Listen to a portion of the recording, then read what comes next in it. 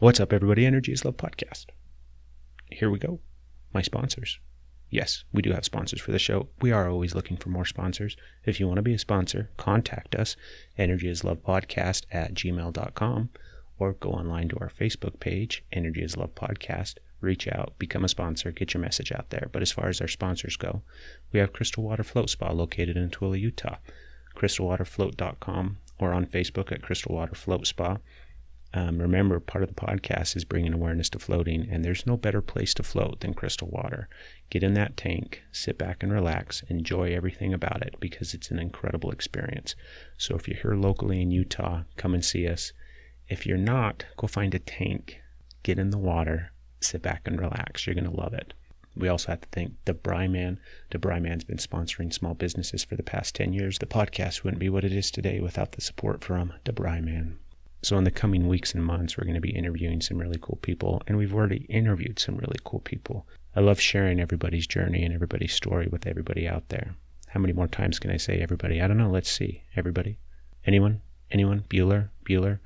Well, thank you guys for listening. Thank you for tuning in. It's the Energy is Love Podcast. The podcast for what? The universe. Send it out. Namaste. On today's show, I interviewed Laurie Nielsen. Laurie has a passion for stones and crystals, so much so, like this is how much this lady loves stones and crystals. She now runs and operates the Living Light Institute of Energy Healing Arts, which is located in Salt Lake City. There she teaches and certifies students in crystal healing modalities, learning all about rocks, stones, crystals, their history, everything about them basically, and how to work with them and how to connect with them and how to also help other people with that ability. So that's super cool. Laurie's a spiritual guide as well as an intuitive energy healer. And during the episode, she actually did this really cool thing where she intuitively connected and read some of my crystals. And I have to tell you, it was really spot on and honestly kind of badass. I say every guest that we have come on the show is super interesting, and we discuss just the most amazing, incredible things. Well, honestly, we kind of do. And they kind of are that interesting. It's really honestly just the best reason to do a podcast because you get to meet all these really kick-ass people. Laurie and I discussed a lot in this episode. If you like or have interest in crystals, then this is definitely the episode for you. And if you don't, well, then quit being an ass and go outside and pick up a rock. Find Laurie online at livinglightschool.com or search her on Facebook. It's the same thing, Living Light School. It's an awesome episode, super insightful, and you also get a little insight into my psyche and into my soul. So enjoy episode 17 with Laurie Nielsen. You're listening to the Energy is Love podcast. Energy is love. The Energy is the Love podcast. The Energy is Love podcast. Energy is love. The Energy is Love podcast. The podcast for the universe. The Energy is Love podcast. What's up, everybody? It's the Energy is Love podcast. I don't know which episode this is. I'm thinking it's like 17 or 18. I forget which one it is. But today my guest is Laurie Nielsen. Laurie, how are you doing today? Hi, I'm doing great. How are you? Wonderful. Thank you so much for coming out to the podcast. So, lucky for you, we just get to sit and chat. Yeah. How are you doing? I'm doing great. It was a beautiful drive from Salt Lake to Tooele. Yeah. And I was really enjoying that, getting out of the house and seeing the mountains and the desert. And it just kind of set us up for some of what we'll probably be talking about today, which is nature, rocks, stones, crystals, minerals, all that fun stuff. Have you ever been out to Tooele before? I have been a couple times, yeah. Yeah. It's an okay place. I shouldn't say that. I love Tooele. All these people that are listening to Tooele are going to think, what the heck? But it is a nice place. I do like Tooele. So tell me what it is that you do. Well, I am a master of Christology. I'm an energy healer, a shaman, and have a special kind of affinity for crystals and stones. And so consequently, I do a lot of teaching about that, about the energy of stones and crystals and their capacity for healing and shifting consciousness. And I started a business called the Living Light Institute of Energy Healing Arts, where I certify people in crystal healing and kind of put, that's the umbrella for all of the classes that I offer on energy and metaphysics and self-awareness, things to get people into tune with themselves and step into their gifts and awareness. Yeah. And crystals just happen to be a really great tool for that. For sure. Actually, yeah. When you reached out to me, I was super excited because throughout the episodes of the podcast and stuff, we've hit on some kind of little bit of information in regards to stones and crystals and all the different aspects of it when it comes to spirituality and energy work and things like that. But somebody like you who's certified, who's a professional, who knows, I'm guessing, quite a bit more than the average person. That's why I'm excited to have you on the podcast. Yay. So when did you kind of first, are you the type of kid, because I come across people like this all the time, and I'm like this, where I look back and I kind of remember the fact that I always liked rocks, I always liked stuff, and I would collect them and keep them on my, top shelf or in my dresser drawer or something like that. Was it similar for you when you were growing up? Absolutely. Rock collector and, finding the pretty rocks. And I think everybody knows somebody that has even that, that interest when we were younger and innocent, that we would naturally pick up, the pretties. Yeah. Or even maybe the non-pretties, but we just really liked them. Yeah. And then how did you take that? I mean, tell me a little bit about your past and how did you get to this point in time where you've embraced it so fully that it's kind of what you do now? I would say that I went through kind of a sleeping period in my life of, I didn't live in Utah always, and I was raised within a certain strict religion. And so, I was very inhibited and grew up with lots of boundaries and inside the box. Where did you grow up? In Omaha, Nebraska. Mm-hmm. So that was most of my life there, about 23, 24 years. And it wasn't until I did all the processes and things that they expect of you typically in this type of religious setting. And then I was 30 and I kind of did a reset where I was like, this didn't work out for me the way I saw my family members and everyone do things, do marriage, do children and have success with that. And you know what church we're talking about. Everybody knows what church we're talking about. Well, not everybody. Okay. We're in Utah, so everybody in Utah probably knows what church we're talking about. But we got listeners all over the place. Okay, so we'll just say, because I don't want to badmouth it, I think it was a great educational experience for me, being an LDS, essentially. Uh-huh. And so that, set up my framework. But then when I got to 30, it was like, you know what? None of this stuff worked out like I saw. I saw my family, everyone get married in the temple, and everyone has had children, and nobody's gotten a divorce. So I'm the first one to get a couple divorces by 30. But I had always been kind of conditioned that Utah was the place when I came here to visit.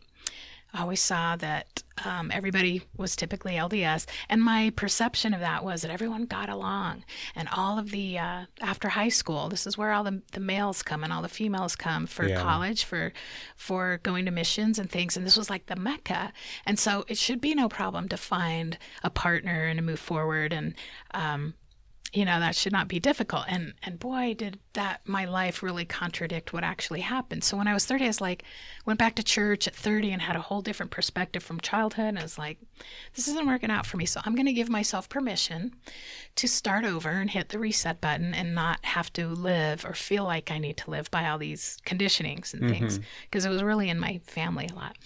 And then, I would say I even backslid after that for a few years, but I needed all those years of experience to come into the knowing and I did a lot of really crazy things. And so, but that is typical of any wounded healer, is to go through a range of experiences so that you are qualified and, can teach from experience. So when I got in my late 30s, I started having kind of a slow awakening. Yeah. And I started coming back into myself, and I was, and I think that happens for a lot of people. You get in the 30s, 40s, you begin to kind of reassess everything and go deeper. Kind of that midlife crisis period era right there. And so that's what happened. And I spent an immense amount of time on the internet researching, and I was drawn to these crystals and stones. And I was spending an enormous amount of time. Because of my job, I could be online for a long time, for days, and it was fascinating. And all I was doing, I was starting to collect crystals, and over a few years, I had amassed a pretty big collection. But I amassed so many crystals that I really think they gave me an awakening. I really think that over time, that I started to have all the experiences and come into the knowing and the things that I needed to I woke up, and so it's really beautiful. So then I decided, gosh, I know so much about crystals and stones. I'd really love to teach this stuff and share this knowledge. And so I decided I needed credibility, so I needed to get a certification of some type. Up to that point, was it just stuff that, I mean, you just had crystals and it was just your kind of own personal space and your own stuff? It was just, you just had a passion and a love for it up to that point? You hadn't necessarily gone out and started to work with other people or anything, right? Right, yeah. And so, so I went and got a certification a few years later, and in 2010, I felt like I had what I needed, that I could put myself out there in front of people as a teacher. Mm-hmm. And so, but there were several years, there was 6 years before that I'd been really into it and studying and learning. So, so that's when I got a certification, went to Boulder, Colorado, got certified in Christology. And that is one of the top 5 books for, I would say, like crystal Bible type things. References would be one by Melody called Love is in the Earth, and it's really thick. It's like over 700 pages, and it is the only book that is actually the closest thing to like a clinical trial or case study, because it took 10 years to write.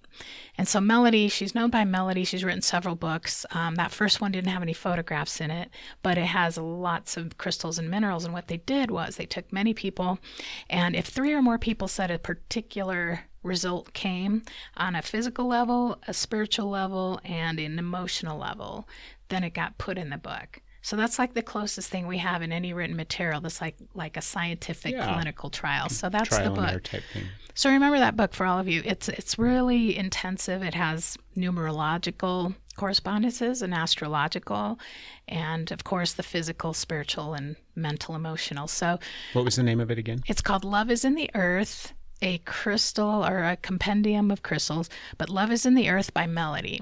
So there's a first version, an updated version, and then after that you've got stuff with pictures in it, things like that. But look for the one that's over 700 pages. Look for the big, thick, heavy one. So I would say that's one of the top 5, because that's when we started seeing a resurgence of interest in crystals as healing. Was in the late 70s, really 80s. In the 80s. So her and Katrina Raphael were the first 2 ladies that were kind of trailblazing this and published material out that started talking about more the metaphysical and this spiritual and this consciousness stuff, that came along with it too. Yeah. So and then from there, so that's where I got certified, was in that modality, and brought it back to Salt Lake and started teaching and expanding my classes, because the more I learned and was doing hands-on, the more I realized the transformative properties of it as far as consciousness goes. And that I started reawakening to past lives or whatever innate information is in my soul and DNA that helps me to understand. I would say, like, if there was a Greg Braden of crystal healing, and crystal energy information, that's what I aspire to be. Yeah. The Greg Braden of that, because just because there's just so much consciousness type information that's just amazing. It is amazing, and it's one of those things that I think some people can really connect with and relate with, and then there's other people that come into the realm of like spirituality and all of these different things, and when you start talking to them about crystals or stones and different things, then you kind of lose them. They're like, what are you, I don't see they don't see the correlation or the effect, and they kind of are very skeptical.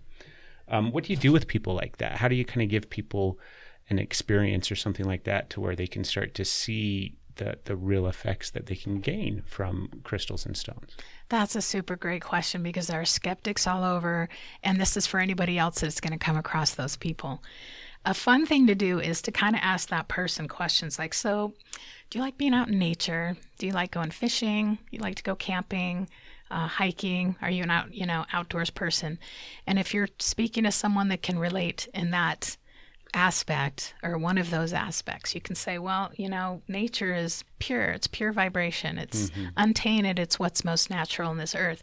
And people go out into nature so that they are essentially, in scientific terms, they're in training to the higher vibration of nature, because nature is more powerful and stable and less chaotic than the human biofield. Yeah. Our emotions, boy, we are just chaotic up and down all day. But crystals, in fact, are the most stable and fixed energy of anything found on the planet. So what happens is a natural form of entrainment where you become refreshed. People come out of camping and the weekend and the fishing and the hunting trips and the hikes refreshed and rejuvenated because they've put themselves in the greater field of stability with the energy. So it literally kind of takes them Clears to that you. vibration and clears them, right? Absolutely. So that's one of the ways. And we're in this mecca of, Utah's a geological wonder. Yeah. And so we have so much granite and quartz in the granite, so it's being squeezed. When quartz gets squeezed, it's giving off a constant energy. So we have a lot of quartz that grows in granite up in the mountains. So we're sitting on top of this piezoelectric, continuous energy bomb, and it's amazing. And especially if you go up there, it's just, and then we have the salt of the flats and salt is a very clearing energy. And that's all, cubic in the molecular structure. And so we have all this clearing, and just think if people took their minds and their consciousness and tried to consciously interact with that energy that's there available to them.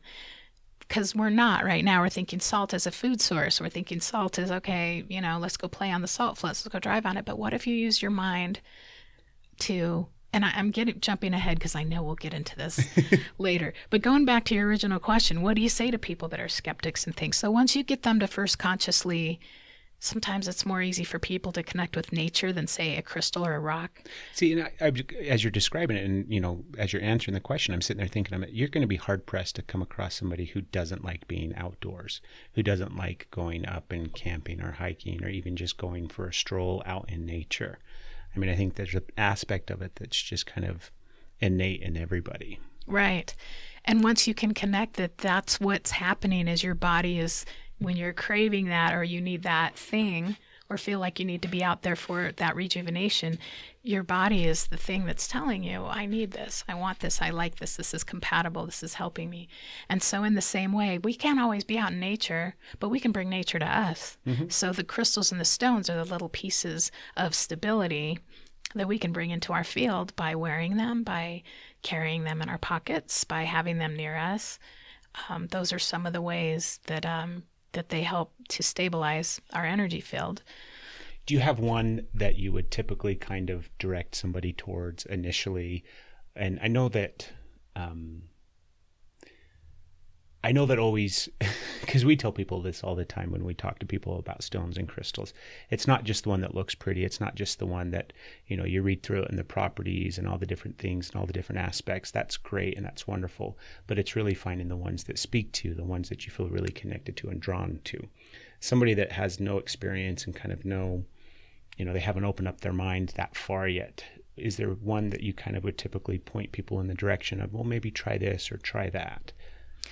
Usually people, when you can be more specific about what it is you want, it's more helpful to suggest stones. However, I always tell people that quartz is it's called the master healer because it does so much. And that's my favorite, but it can be too overwhelming and powerful for some people. Mm-hmm. So because it has really amazing, well, let me tell you why. And this is what I was saying we'd probably get into later, was they've done studies. Cal State Tech in California did a study where, and this is in the 80s, or this was a while ago, they took a quartz crystal and they took someone who was really adept at like focusing meditation and things. Uh-huh. They put an EEG machine, those pads that you put on your head to measure human brainwave activity. Well, they put that on the crystal. And then they had someone without that hooked up to equipment, just focusing thought forms to it. And so like joy. So when they did that, a little blip went on the screen, kind of like it looks like the heartbeat thing that indicates that the brain has received input and is receiving a thought. So this person could put in multiple thoughts, happiness, joy, love, things like that, and it would register this. And it was carrying and broadcasting that information. And then there was a way to mentally intend to erase it or take the one off or take two out. And it was indicating that it was getting it. So crystals, especially quartz, has a very, very special affinity for working with our own electromagnetic energy, which comes through thought. And so then you start thinking about, oh, so I have a little partner that could help me, like maybe support me in something. Maybe I need support. Maybe I want to feel joy all day long. This is going to be my joy crystal. So I'm going to program it, and quartz would be a great one for that because it's so susceptible to the input from a thought form. Now, that's not so far-fetched when we look at computers, because computer technology, computer chips are what? They're silicon, they're quartz. Yeah. And they hold little slivers, hold immense amounts of information on them. So it's not so far-fetched that humans could interact with crystal in such a way. And beyond that, we know there were ancient civilizations that also harnessed and used and knew the ability to use thought forms with quartz too. So that makes it a really powerful little buddy as far as like trying to help reprogram your subconscious, or because we don't always have access to that, and helping with things like addictions or attachments or support. Really great for that. That's a cool study. I've never heard of that one before. I mean, I've heard of a lot of different kind of things, and it's neat that they actually tested it. Do you know what I mean? And that's the thing where I think more and more, because there's studies like that in regard. I mean, there's ones when, you know, they test water and things like that, and kind of can look at the ways that water is affected by thought or by emotion or really just by energy and things like that. What was I going to ask you? You talked about ancient civilizations that would use crystals and quartz and different things like that. Let's have like a really crazy talk for a minute. Let's go into the weird, bizarro world that sometimes people would view it as, even though you and I probably don't. That's my favorite world. But this whole idea and the concept about crystals holding a vast amount of information and knowledge, and some sort of like centralized location of whether it's like a crystal cave or cavern or something like that, somewhere on the planet where it's stored all the information and knowledge for the planet, for everybody, for the universe, things like that. Is that something that you feel like you could speak on? Or? Absolutely. Okay. Well, let's see. Let's talk about some of the civilizations from the past. First of all, without going into a bunch of like this new information and disclosure that's coming out about how we have inner earth civilizations, how people have visited them, like in the government and higher ups have been able to visit and speak with them recently. And the fact that, and you know, and planets have been colonized, we haven't been told about it. So I don't want to, that's the crazy talk that nobody wants to talk about. But, you know, there were even inner earth civilizations. That the inner earth thing is not far-fetched, because they say the Mayans knew and had knowledge of the inner earth, and that's how they escaped to survive when the Spanish Inquisition and some of those things, a lot of civilizations, Egypt, Maya, Incas, they all tunneled underneath the earth. And even in Mexico, there's all kinds of secret places and things like that. So our earth is enormous. It is one giant, big, floating crystal. And so that doesn't seem far-fetched to me. So I know that there's inner earth beings that still do work with the crystals, that have knowledge of how they can use them for light sources and things like that. But when we talk about in our history, what we know of our planet's history, there's Lemuria and there's Atlantis. And so there's also you might find some manuscripts regarding the Himalaya mountains, like some of the Tibetans, and they keep their stuff really secret. But there's some kind of information that points to them having some knowledge also of some of the inner earth, either people or caverns or things like that. So there are some people that do.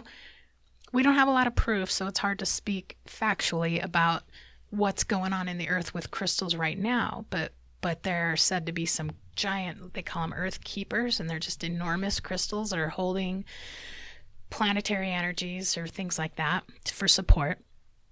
And then the Lemurians were not as technologically advanced as the Atlanteans, but they did have a very close, they lived very cohesively with the earth and earth energies and people, and there was a lot of love back then. And so they knew how to use them in a healing capacity. And then at the Atlanteans, though, they apparently had a crystal satellite that floated above the earth, and they called it the second moon of Atlantis because they had some beings living there at the time called the Atla-Ra. And the Atla-Ra were 10-foot golden beings, and they were so benevolent that they didn't have to be governed because they were safe. They were just trusted and safe, and they were the ones that ran the technology. So they had a lot of information about how to They had a crystal satellite, and what it could do is beam frequencies, because even emotions, thoughts, everything is frequencies. There's healthier frequencies for studying and learning that can help us remember better, which is even true now. And there's frequencies that can help with plant growth. There's frequencies that can help with get more in tune with spirituality and physical healing. So this satellite was able to beam down to different temples and different places of learning simultaneously, to make crop grow better. The food supply. It would also generate energy. It could also make those temples of physical healing hold the frequency that it needed to for people to rejuvenate more quickly. And same thing with spirituality and the learning centers. So they were quite advanced with that. And there's even some hints that Egypt also knew something about crystals. And there's some really fascinating pictures of straight up quartz growing right out of desert sand, and it's amazing looking, and it's called the White Desert, and they have some great crystal formations. But there's some hints that there's some knowledge in Egypt as well too. Yeah, we don't find a lot of crystals there, but they did love gemstones. But quartz, I don't know, I went there myself. I didn't see a lot of that. But when did you go to Egypt? 2012. I went during the auspicious dates of 2/2/2012 through 2/12/2012 with a group of people that, I don't know if you've ever heard of James Tiburon, but he channels Archangel Metatron, and he's a geologist, and he knows his stuff he channels the most amazing technical information about through Metatron about the earth and where it's holding these immense energies. And so they have these pilgrimages every now and then to these sacred sites around the world. So I went with them when they went to Egypt in 2012. Oh, we got to talk about that. Oh, we will. Let's do. Yeah, because that sounds fun. badass. That was amazing. And so then where exactly in Egypt did you guys go to? We went everywhere. We flew into Cairo, and we all met up in Cairo, and then we went down to Aswan, because they say that there's temples along the Nile River from the bottom up. So Aswan is down like 500 miles south, where they believe all that, because in the King's Chamber of the Great Pyramid is the red granite, and this is and we have some here in Utah. It's pink and black looking, so they call that red or rose granite. And that's the only place inside the pyramid that has a different kind of rock or stone than anything else. But it also has these amazing resonant properties. So if you're toning, or there's some special things you do with frequency and sound that can vault you into other dimensions, and that's a sound chamber for that.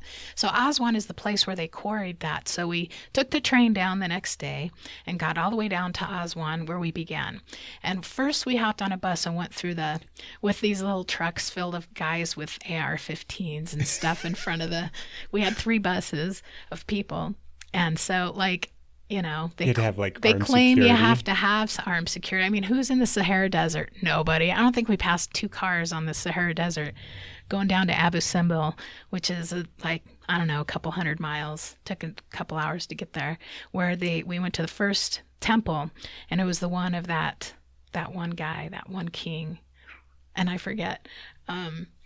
But they moved it across the water and they did that with Temple of Isis as well, because there was a lot of flooding. So they took it apart block by block. It's the one with 2 great big, he was a king, and he thought and claimed he was a god, but he wasn't. And then he built a temple to his wife right next to him. So we went there first. Then we go back to Aswan, and then we got on it's not a ship, but it's like a cruise ship, kind of smaller one. And so you can go up the Nile, and then you hit all the others. It's representative of the 7 chakras. It's representative of the spine. Yeah. And it's really amazing if you ever see these cool pictures of Egypt at night, where it's a photograph of the Nile River, and up at the top it springs open like a lotus flower. It's the most beautiful thing, because you'll see it lit up at night, and all these gorgeous dark marble blues and all these lights along the cities and stuff, and the Nile just looks like one nice fluid stem, and at the top it just comes out like a lotus, and with all these lights, and it's the most amazing. I'm sure people may have seen this picture. So you see a lot of lotus flower symbolism, because the blue lotus only grows along the Nile. I think maybe in Australia some, but it's pretty rare, and it has a really lovely fragrance for perfumes and essential oils. So you start down at Aswan, and then you work your way up, and you hit all these different temples along the way, and it's supposed to stimulate each chakra.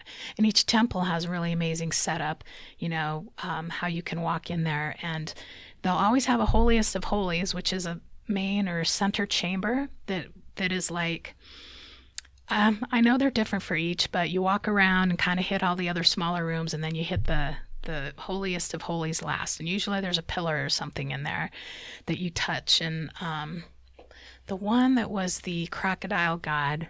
Were you able to actually go into the room? Yeah, and we stuff could go like in that? the temples. Yeah, a couple of the holiest of holies rooms were like sealed off. You could see it, you couldn't go in, but that's just because they had artifacts in them. But most of them you could go and you could touch.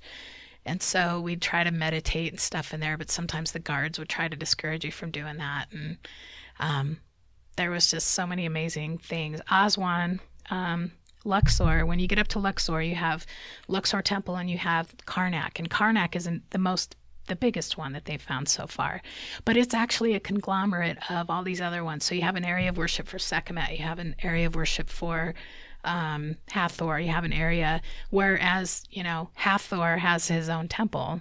And so it's pretty neat like that. But we got to go, they opened up Sekhmet's chamber for us.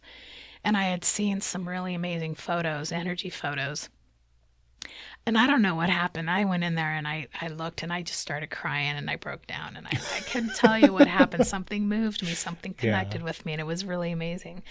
You just can't explain those things. So I kind of sat next to the wall and, got to stay there longer than many other people because I was having this experience. And then I walked into the area where they have the great big pylons. It's like a garden of pylons.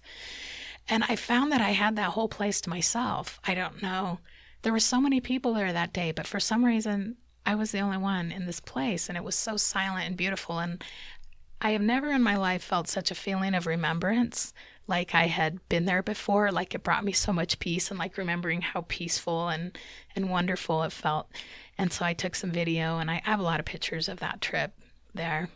But that was one of the most profound experiences. That's amazing. Yeah, having that connection and that feeling, just knowing you were there before. Not a lot of conscious, like, what was I doing here? But it was like familiar, like I have been here before. I recognize this peaceful feeling.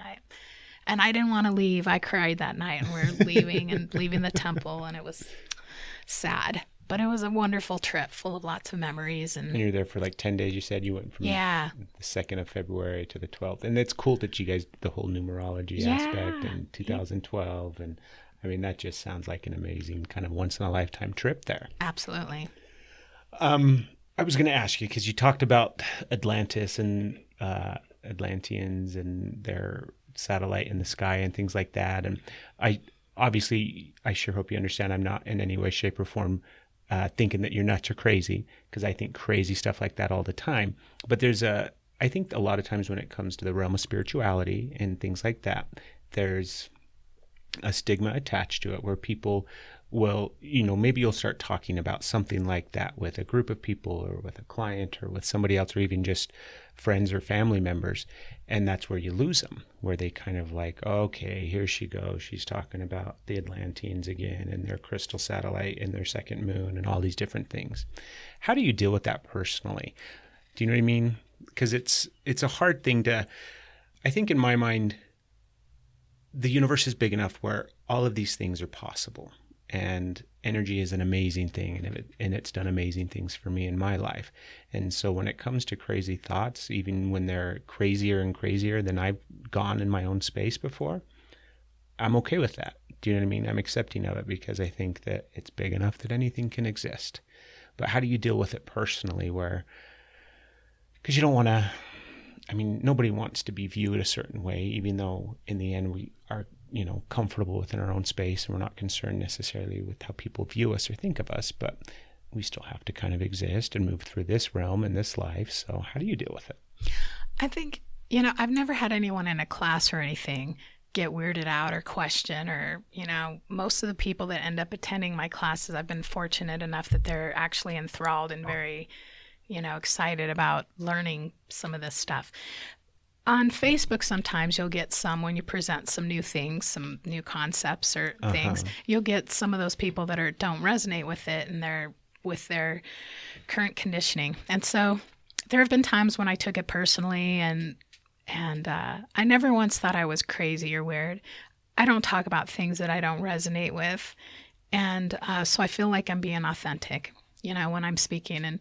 And what I've realized more and more is, instead of everyone trying to say you're wrong and this person's right and this concept is right or wrong, that now more it's just letting that person have their own experience and be where they're at with the non-belief, and me not taking it personally, because it isn't about me personally. It will be about their background, their conditioning, how they were, and I need to have the allowance for them to be in that state. It's not about me having to fight to convince anybody of the truth of it or not, or because I know too that a lot of this stuff, even at most channeled material, is not 100% truth. So we have to be discerning, and we just really have to have an exercise in going inward for ourselves to connect with what feels right, what's working for me, what's my truth.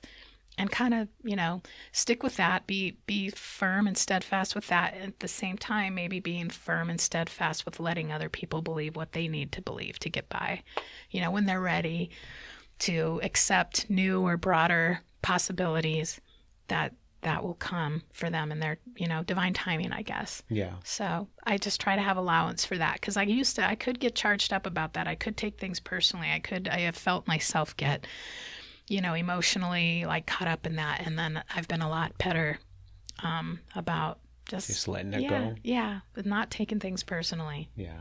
It's a hard thing sometimes.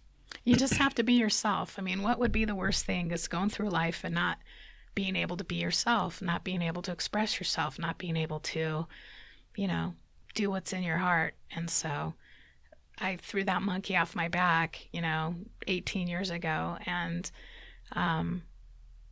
have been a better person for it, for having allowed myself to just explore and be me. Yeah. Do you ever come across now still stuff today where you're like, okay, that's just way too out there? Somebody totally pulled that out of their ass and made that up.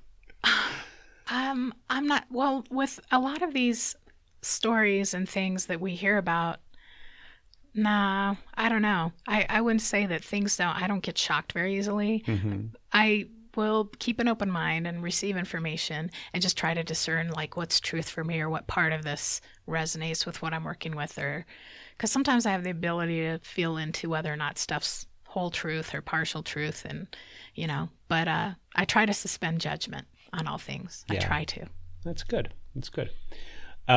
Let's shift gears a little bit, and we're going to talk more about crystals and stones. And I'd like the idea that somebody's going to listen to this and gain some insight and maybe go out and buy something or find something, or they already have it and now they know how to use it. So let's just do some kind of stereotypical, keeping in mind that it's always individualized to the person. And these are kind of recommendations and ideas of things to try, but not necessarily, 100% this is exactly what this stone is for or that stone is for. Exactly. So some common stones, let's choose obsidian first off.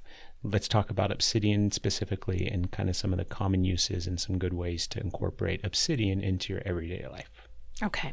So with obsidian, it's a natural volcanic glass. So it's a natural product of nature. So typically in, energy studies and metaphysically and things, and especially in crystal healing and chakra work, the westernized idea of black stones or obsidian would be a good use for that. It's for grounding, is for keeping people connected to the earth, connected and present within themselves, because that's the purpose of grounding, is to be present, but to have all of your aspects of yourself together with you working, where you're not too much in bliss and not too under the weather. It's a balance. Mm-hmm. So that's a good stone of balance. So here's my theory. I used to have everything memorized, all the books, on all the different stones, and then the internet, meanings, metaphysical properties of every stone. And so I should write an article about this, because there needs to be a discussion about this. The thing about the books and the information you'll find on the website, if you cross-referenced every single book and every single You're talking website, about all the books when it comes to crystals and all the anything guides that's and all ever that kind been of stuff. printed on the internet or paper about what metaphysical properties of black obsidian are, or any other stone for that matter, if you cross-reference, you're going to find that every single stone somewhere you're going to find references that it heals every single different thing. And so we're getting, so that there's a problem there. Yeah. Some people channel this information, and I'm of the opinion, this is just an opinion, that with channeling, people are more channeling what is in that moment maybe beneficial for them, and it will not apply for everybody in the world. And so books are great for, there's channeling, there's very little information that's been preserved from ancient times about metaphysical use, and there's not very much of that that's passed down from ancient times that we could. I think even in that regards, if we're going to get off topic here, I'm going to get lost for a minute, but I want to mention this.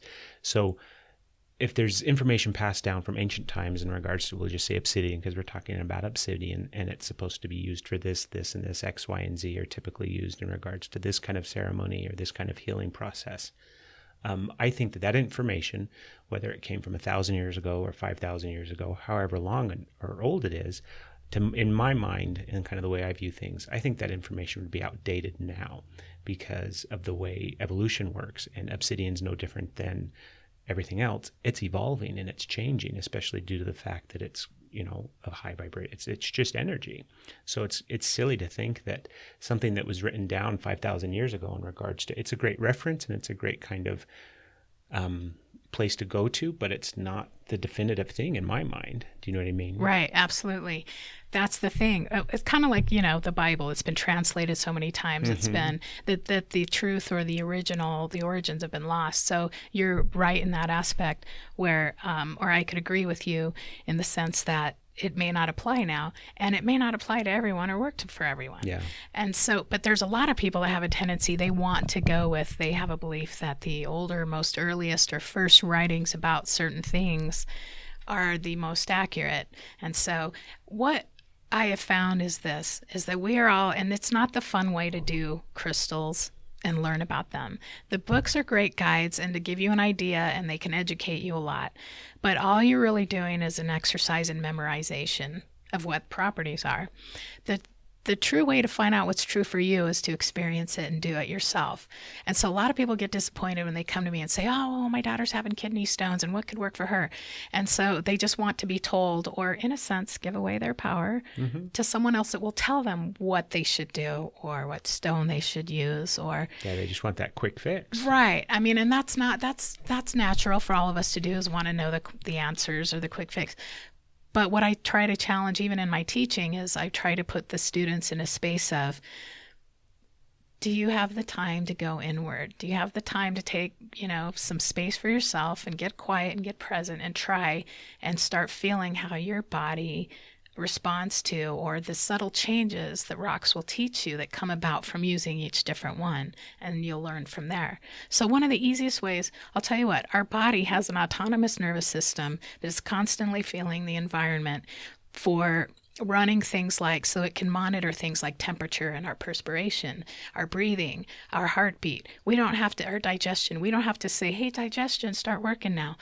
Our body is constantly monitoring and feeling out into the areas around us what it needs to do so it can adjust, self-adjust. These are the same, and it's mostly in the solar plexus. These are the same energies that are telling you, oh, I'm loving that pink opal today. You go in the rock shop and it's like, oh my gosh. And then you walk away and you got to come back to it and you got to touch it and you have to hold it and you put it down and you walk around, but it's still calling to you. Well, what if something in your natural energy field is telling you already, this is what I need right now? And it's people that will teach you about yourself. It'll teach you about how your body works, and how it'll teach you about your gifts and how you sense subtle energy, because that's what this world, that is what some of the Lemurians did. The pure people and the indigenous people lived from their senses. And so we're making a return to this. But sometimes people don't want to make the investment. They think crystals is amazing and fun, but sometimes people don't want to take the time to sit and meditate with them or talk to them or have a communication body to stone with that. So that's what I encourage people to do. Have an intention. Let's say you have kidney stones and you want some help. Go into the crystal store, set the intention. What do I need to assist with this today? And then you're going to walk around in there and something's going to call to you. And then, that should be the thing, because there's some reason your body wants it, or you like it, or you're resonating. But we're going in our mind and being analytical and overthinking things. And so that's where we get in trouble is there. But just to return to trust, a return to self. Yeah, trust your intuition, that gut instinct. And that's not just for shopping for crystals, by all means. That's a good thing to Right. do for across the board. The more you can do it, the stronger it gets, the more in tuned you are to it. So it is kind of hard to go through and say, well, obsidian's great for grounding. Maybe it's, maybe somebody, obsidian works great to open up their third eye and they use it during meditation. It's really specific to the individual. You're right. I want to do a fun thing because you mentioned this too when we were talking about setting up this interview. So I've got some stones here. I've got some crystals in my little studio space here. I've got a big ginormous piece of raw obsidian, which I absolutely love. You're cool with this, right? Yes. So it's hard because it's not a video podcast, but you guys will use your imagination. So I've got two stones. One of them's labradorite, and then the other one is bloodstone. And these two, I do exactly what you described. When we go into those shops and go to those places, not just shops, but like fairs and events and different things. They host a really cool gem fair out here in Twila every year and things like that. But we're all about the raw stone. Like for me, I don't like necessarily the polished, nice, cool stones. I like the raw stuff. And I'll go and I'll look for that and I'll find it and I'll just wait and feel and see what I'm drawn to. And then 9 times out of 10, I end up picking up and I hold on to it and I walk around the store for like 20 minutes, making sure this is the stone. And I'll even try sometimes to be like, well, I don't know, I'm going to put it back down.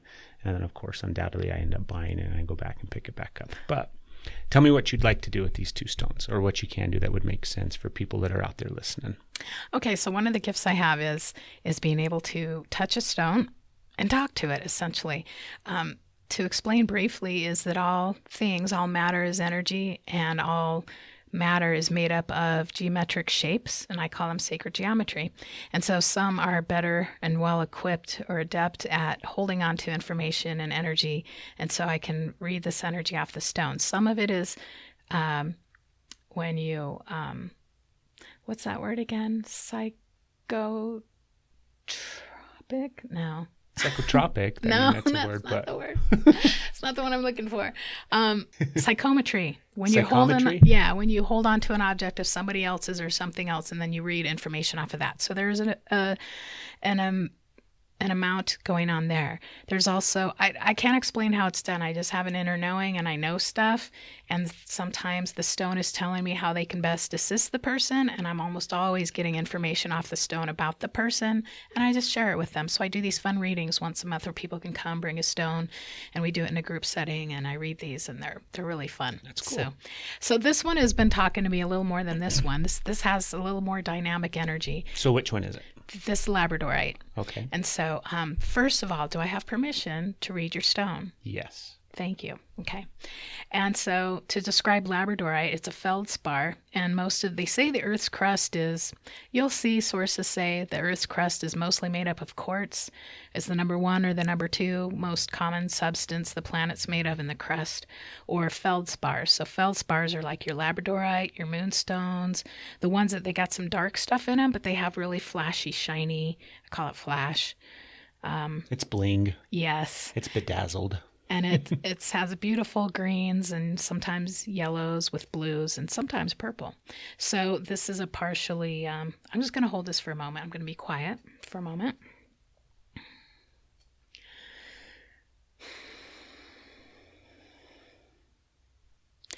Okay, so what this is showing me, this is really interesting.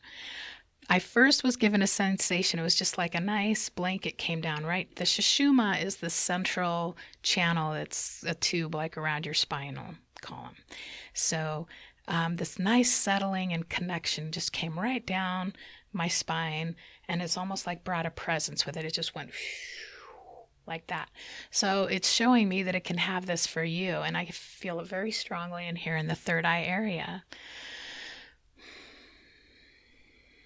This is a stone that assists with your auric field, and that it is also known that it's good for that, because of its coloring and the flashiness, that it's great for reinforcing the auric field of any person.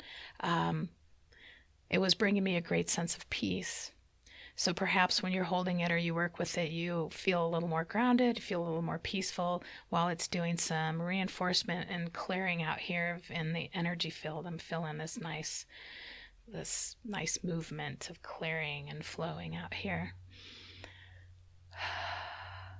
But, well, okay, so now we're starting to get into personal information about you. By all means, do it. So they're showing me just a slight tendency to be very analytical or left brain sometimes, or... I hope my wife's not listening. It's not a negative thing. What it is sometimes the details can really get you very... can take you off track, or it can take out the joy sometimes. Sometimes too much attention to detail, being too meticulous sometimes takes the fun out of life and the joy. So it's just reminding you just to make sure that you integrate and have the nice balance of both, so that the details don't drive you crazy and don't take up too much of your time and don't get you too serious or cause you to go into a lower or stressful vibration. So it's kind of showing me that it can assist you with that too. And so I don't know why I'm getting a feeling of a child, of a young child, it feels like a little boy. So I don't know if you have a child or if you're about to have one, or if it feels like toddler age, like 2 to 3, 4 in there or something. And maybe there was a toddler that came in contact with this stone or saw it and really resonated with it, or it picked up on that energy. And it's just playful and happy. And I'm seeing it like in a living room with like one of those swing things that kids swing in. That just popped in for some reason. And sometimes that's an indication about being more childlike. Symbolically for you. So you fit that in where that needs to fit for you. What else? Okay, now we're going into the earth. Now we're going into some of the earth information that's encoded in this crystal. So all stone comes out of the earth. It's embedded with pure natural vibration, and some have been seeded with information from inner earth beings or have special codes. I mean, like we were talking about, Lemurians and Atlanteans, they knew how to encode. It was said that before Atlantis fell, that the records, they put them in crystal because it can hold so much. So they just put all the records of what was going on and stuff in stones and crystals. And so that's not far-fetched, because that's what we use again for data storage in computers. So there's a way to do that. So I'm not feeling that this has been seeded by a particular civilization or anything, but let me try to get to. I'm feeling this like this Hawaiian island energy, a little bit vibe. So that's a very, very pure vibration. And it's a very rejuvenating vibration. I'm not saying the stone was there, but even the people that lived and have habitated the islands in the Pacific, they are very knowledgeable with earth energies and very respectful of the land and worked in harmony with it. And so this stone carries information of that nature, of stewardship to Mother Earth, of stewardship to the land. And so it's telling me it came up, it did volunteer to come to the surface. It wasn't like picked against its will. It's here. It's very, likes your vibration, feels very compatible with who it's with right now, and is happy with that, and is especially happy about your level of consciousness, because not everybody that gets stones is using them to assist with consciousness and you know what I mean. Yeah, it's not just a paperweight. Right, exactly. And it's not just a pretty thing on a shelf. So so it's very, very happy with that it's able to assist in that way and facilitating some cleansing and grounding for you, as well as helping you to remember to be happy or to have fun and joy in the details and the meticulousness. Yeah, and let go of some of that analytical overthinking, because I never do that. Me either. Never. Cool. I like that one. That's a good stone. That's the one that was calling to me more. I mean, I can read the other one as well too, but this one was, of the two, if I'm given a choice, that's the one that had more, wanted to talk today. Because those ones I keep here in my studio, so they're here a lot. I'm going to give you one that I carry with me every day. Okay. So we'll switch them out. Okay. And this one is one that is just carried with me all the time. And you pick some good stones, because this is an emerald. This is a, I love emerald. I love this rough stuff, this rough emerald. When I was growing up, seeing emerald, I always saw it in pictures where it was a very clear-cut gemstone, you know, that's see-through but what we get a lot of in the stores now is the stuff that's in the matrix. So it's got the grayish black matrix along with it, with the chunks of the green, and I think it's just beautiful like that. Okay, so I'm assuming I have your permission with this one as well, yes. too. So your personal one, okay. So this is going to have a lot more information probably about you, it's feeling like.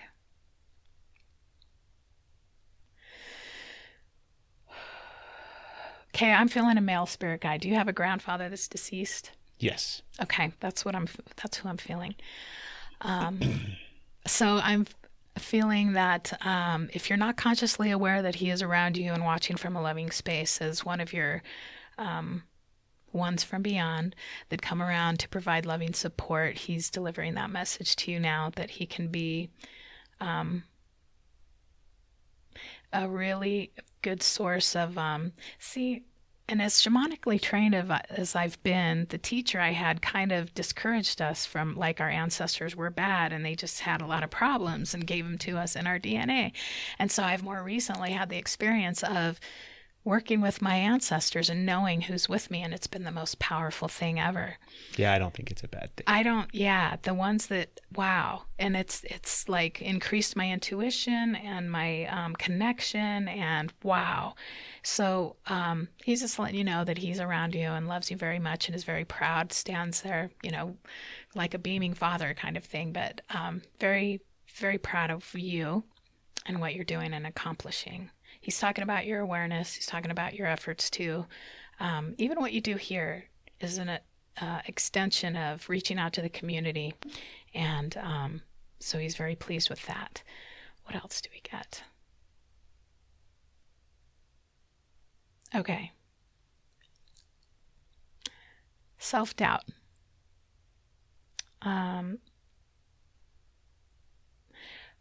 Okay, so what I'm being shown is just that with self-doubt, and I would say this to anybody who has had self-doubt, but as far as stones are really good at showing me what's holding a person back, like if there's an obstacle in the moment or a speed bump that you could get over.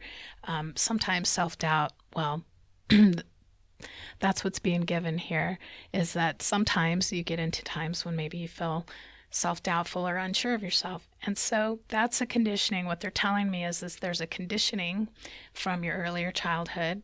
Like, who doesn't have conditioning from their earlier childhood?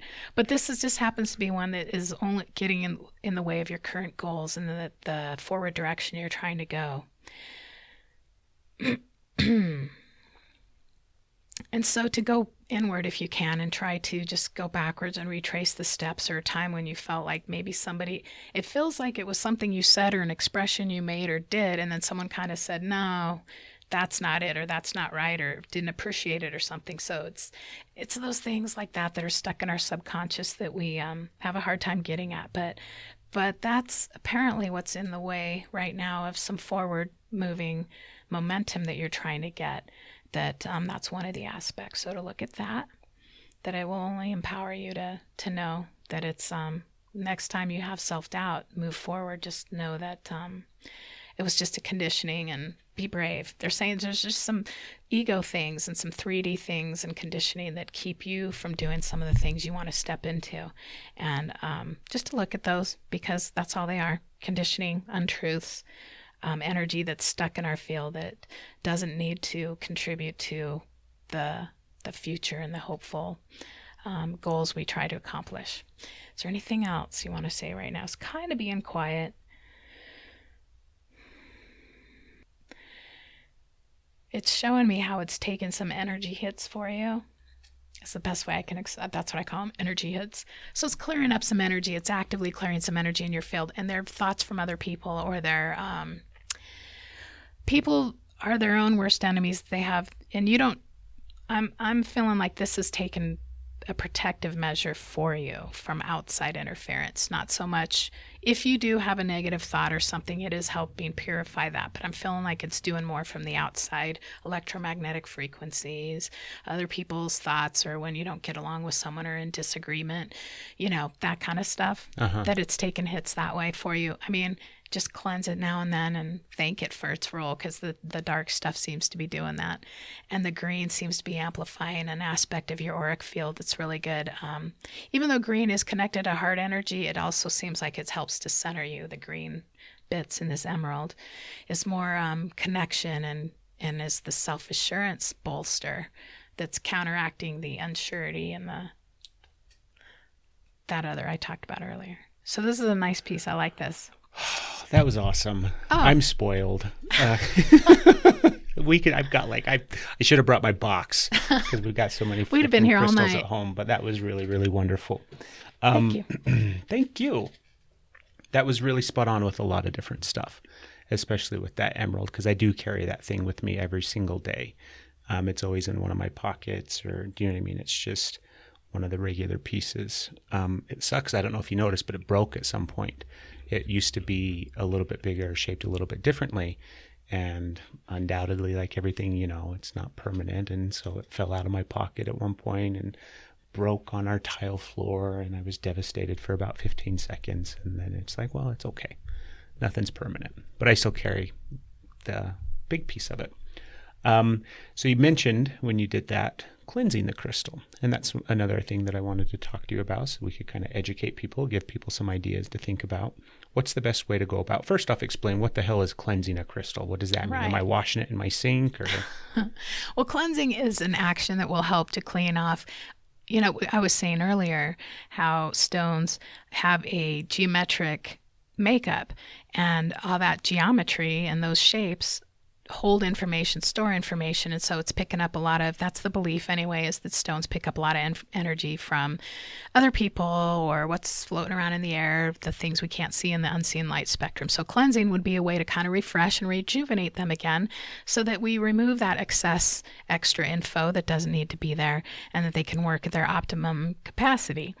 So cleansing can be a lot of different things, and I always throw out lots of different ideas, and then people will connect with something that feels right to them and play around, like have childlike curiosity with stones, because that's what they're all about, to see what feels good for you.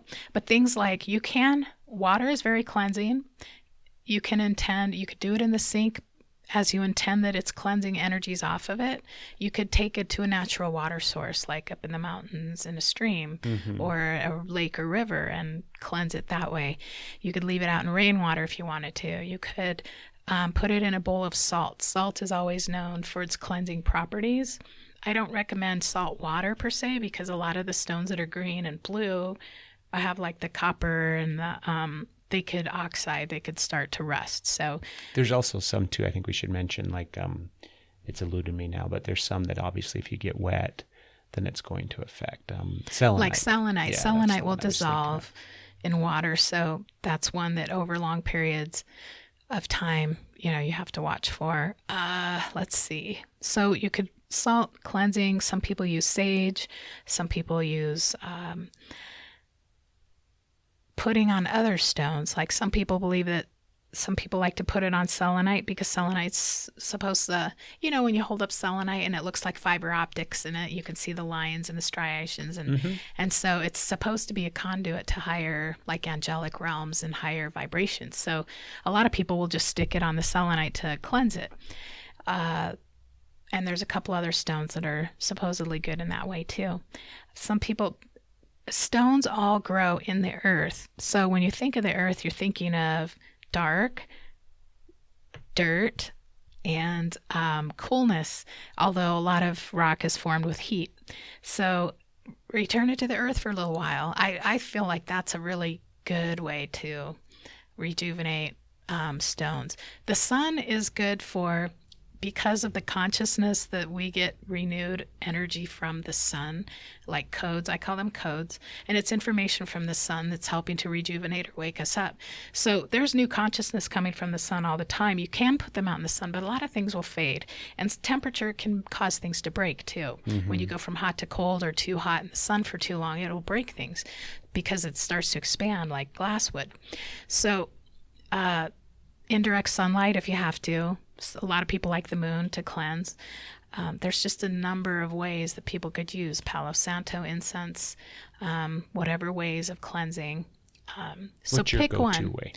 I like the earth, and I also like water. So if I get the chance to take mine up to up the Cottonwood Canyons, and the streams and things up there, you just want to make sure that it's not a fast-running. Put your stones in something so you don't lose them. Yeah, you don't want to go up and cleanse your rocks Drawstring and then bag. they're all gone. Yeah. We typically cleanse our stuff in the moonlight. Like, it's funny because we'll break out our card table and throw it in the backyard on the full moon, and everybody in the house drags out their stones and their crystals and everything else that we can think of that we just want to stick out in the energy of the moon. But I can only imagine what our neighbors are thinking. So Laurie, tell me a little bit more what it is you do specifically in regards. You mentioned you host classes sometimes, you have different events and things like that, and you work with clients. So let's talk more about that. Okay. So I started teaching about crystal energy and how crystal works and how it could benefit people, and that expanded into my crystal healer curriculum. And then, but in between that, we have the self-awareness and the things that crystals bring to us. So pyramid energy is a class I did, some meditating with crystals. We can understand how crystals affect our consciousness and gives us some ways and opportunities we can work with crystals to tune into them and talk to them or to feel their subtle energy. So I do a variety of classes out of my home and some places around town in Salt Lake. Crohn's Hollow and Fiore Studio I'll be doing a lot out of this next year. Anything that, when I realized that crystals were helping me to tap into how I sense and feel energy, I realized this would be really helpful for other people too. Everybody is fascinated with their gifts or wanting to develop their gifts. And so when you hold a stone or crystal, or if you try to work with it, it's going to talk to you because it's steady and constant, but it will take a little time for you. It forces you to have to go inward. It forces you to have to get quiet. It forces you to have to pay attention to you. And so when are we doing that? We're always busy in the world. We're always focused outside of ourselves. Television, work, jobs, friends, relationships, family, and it takes away from inner time. And so when we can take time to do that, or you start to notice, oh, I'm feeling this tingling. It's so exciting the first time you hold like a quartz for a long time and it heats up in your hand. It gets with your body temperature. Yeah. And you can feel it oscillating. It feels like it's doing a little wiggle, like an etheric wiggle. Like, it's not moving in your hand, but the energy of it feels like it's doing this, like a clock, because that's with piezoelectricity. That's how a lot of quartz timekeeping works, is that quartz is naturally attuned to the vibration of a second, and that's what counts off seconds and moves the hours in time. And so it's really exciting when you have a sensation from a stone the first time you hold it in your hand. And they feel like they vibrate sometimes. They do, it's really and it's so kind fun. of bizarre sometimes. And then you can get excited because it's like, oh, I can feel energy. So for any of you that didn't feel like you could, or like it's hard, or a rock has to come up and hit you on the head for you to notice, try some meditation and some working with them and just see how things change for you, and don't give up. For sure. It'll teach you how you're perceiving things. Yeah.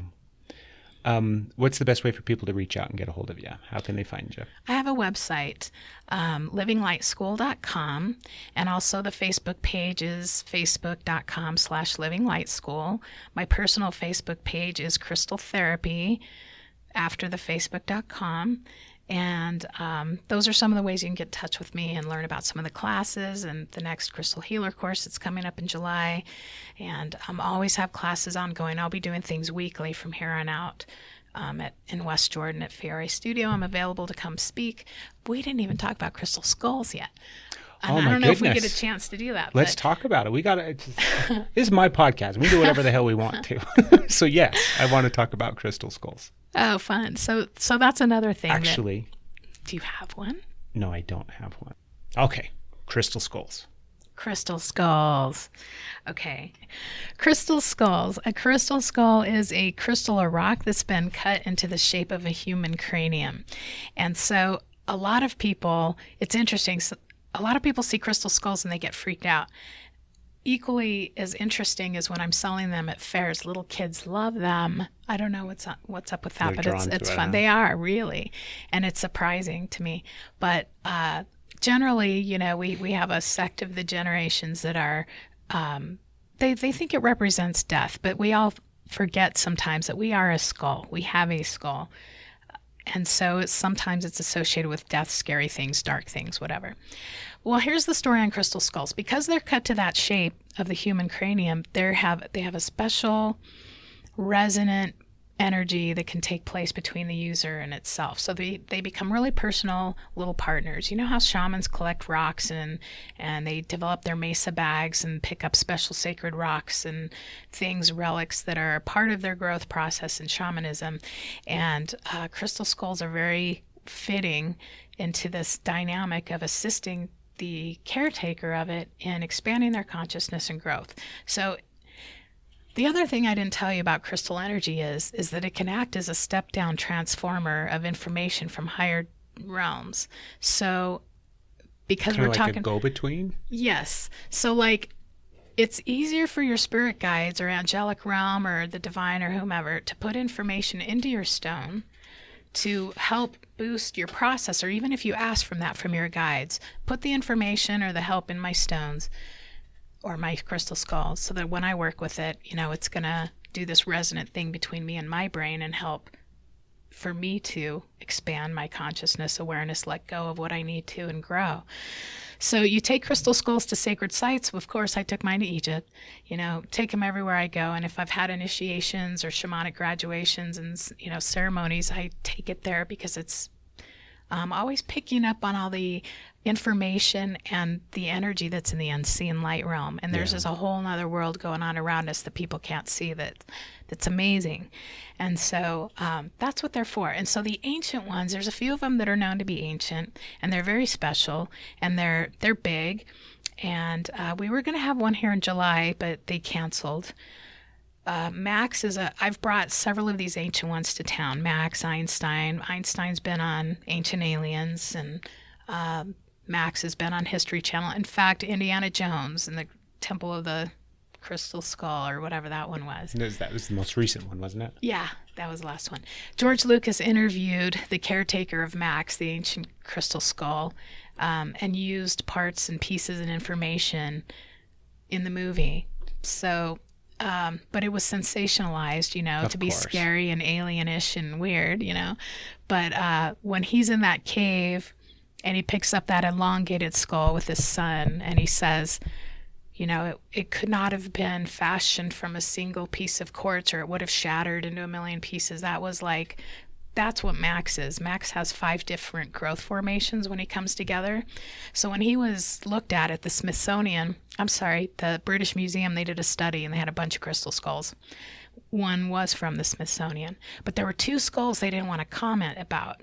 They didn't want to comment about Max, and they didn't want to comment as far as how old he was and what he was made of. I mean, he's quartz, but are they typically quartz, like the older ancient ones? Yeah, because those are the ones that are the do-it-all, the step-down, the transformers, the broadcasters, but there's something really special about Max. So they didn't want to comment on that, and one other thing, they would put no comment. And so what we have to understand is the reason why they did this is in science, if you come out with some new bizarro thing that either can't be explained or defies our human history or what we know of history and how things work, you're going to get laughed at in the scientific community. You could even lose grants. You could lose your money that keeps you going, and nobody wanted to put their personal self out there at risk or to lose credibility, so they didn't comment on it. But when James Tiburon has channeled stuff about Max. He has said that Max is made of alchemical gold and diamond alloy and quartz all together, which doesn't exist on this planet. So, and when lapidarists, which are the people that cut stone, when they look at Max, they're like, this is impossible for these 5 different growth patterns to come together and exist in one piece. And so, so he's fascinating. Mitchell Hedges' skull is fascinating, very crystal clear, and kind of has, it looks like a magnifying glass. And lots of people have reported scrying being seen visions and things and pictures inside it, personal to them or whatever they're supposed to see. So you can get a personal one, a smaller one. It doesn't have to be ancient for it to be effective. And you work with it like a little buddy. Like me and my friends will go out to eat at dinner, and we'll be sitting there at Denny's or Village Inn, and we all have these little crystal skulls on the table, and they talk to each other. And the waitresses and people are walking by and thinking, oh, well, what's that? But yeah, and we treat them like they're little buddies and friends. So Yeah. they're amazing. They can really help with your transformation. That's cool. I don't have any. I'm trying to think if we have any, because my wife and I, of course, have our endless stock and supply of crystals, and our boy might have. I don't know. I don't think we have any. But You have a son? yes. How old is he? He's 10. Oh, okay. Yeah, when I you were was hitting like, on that Julie. earlier, I was sitting there kind of thinking, and he's 10, and I mean, he's an incredible kid. So I don't know, but like you said, What color's his hair? it's brown. Okay. Yeah. It's got kind of. I was getting a reddish brown with the young one. Sorry, I didn't mean to interrupt. No, you're totally fine. You can edit that out if you want. Thank you so much. I think this has been incredible and super amazing, and we could hope it probably wasn't- sit here for hours. I hope it wasn't too technical. I get so excited about the technical because that's what everyone wants to hear, the science and the proof and the things. But and for me it it's super rounds good. it out, too. But crystals are fun and beautiful, and we don't have to question or get all sciencey about why they're beneficial to us. Everybody innately knows, so trust your innate feeling towards that and love them, and they'll love you back. Very much so. Give us your website one more time. www.livinglightschool.com. Okay. Well, thank you so much, Laurie. And thank you, everybody, for listening. If you've learned anything in this, it's just by all means go out and pick up a rock, pick up a stone, go find something that resonates and connects with you. Because like she said, it's your intuition. It's that inner knowingness. You need it. Carry it in your pocket. Put it on your nightstand. I don't care what you do with it, but they're here to help us, and we can definitely benefit from it. But thank you so much. And thank you, everybody, you. for listening. Now Thank go you, outside everybody. and have a beautiful, wonderful day. Kiss a rock. Piezoelectric continuous energy bomb. Our Earth is enormous. It is one giant, big, floating crystal. And it's not just a pretty thing on a shelf. That's my favorite world. Pick up the pretties.